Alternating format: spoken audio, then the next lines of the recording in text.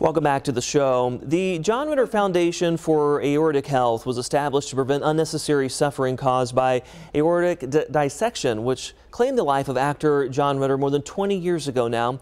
Joining us live this morning on the show, Amy Yasbeck, John's wife and fellow actor who created the foundation.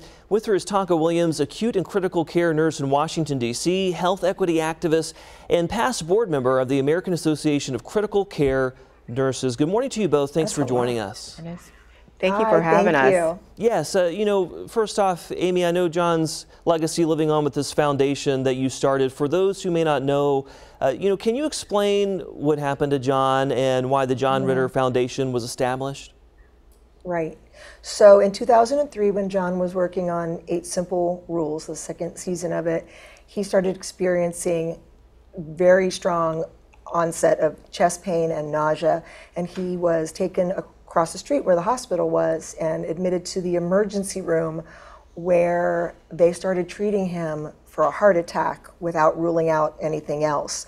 Sadly, that led to him dying from an aortic dissection, which is not a heart attack. And your aorta is the largest artery in your body, the tree of life, the river Nile of the human body. There are actually poetic ways to think of it.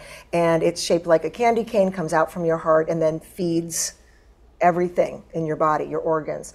And a dissection is a tear in the lining of it, so the blood gets diverted into different areas as opposed to going where it needs to go. Yes, kind of the opposite of a block in your heart, right? So he passed away because he got the wrong treatment. Well, and I know you're passionate about raising awareness about this, and Tonka, jump in here. Can you explain for our viewers more about this condition and particularly its impact on the Black community?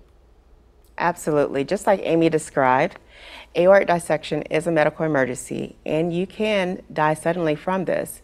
However, deaths are preventable with early diagnosis and treatment.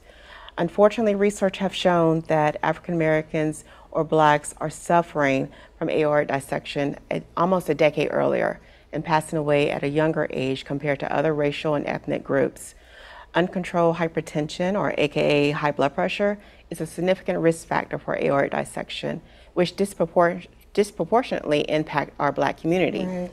We also know that 55% of Blacks have hypertension. So we can get that under control. We can make a substantial impact.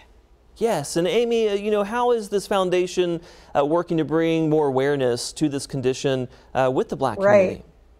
So health equity is our shared passion and mission. And there's a web page on the johnritterfoundation.org, johnritterfoundation.org, yeah, that's dedicated to talking about this and talking about the need to have more people from different backgrounds participating in research, which kind of changes everything and makes the world kind of a safer place for everybody. When everybody's included and you get a more clear view of how it's affecting people in different communities, then you know what kind of awareness and what channels to use. We also fund research, medical research, and our website is pretty cool. I'm very proud of it. And to add to that, I met Amy because Amy was giving us a talk where she shared her story at the American Association of Critical Care Nurses.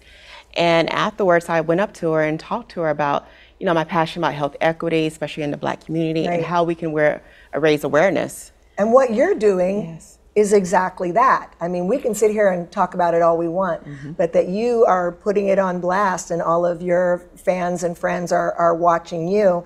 And if they ask you a question, you say, hey, you heard the website, aortic dissection. No, it's not. It's John Ritter Foundation. .org. Y'all, thank you. We got it. Listen, thank you so much again for the work that you're doing, honoring John's memory, and thank you for filling us in on this very important topic. We really appreciate your time. Thank you for having us. Bye.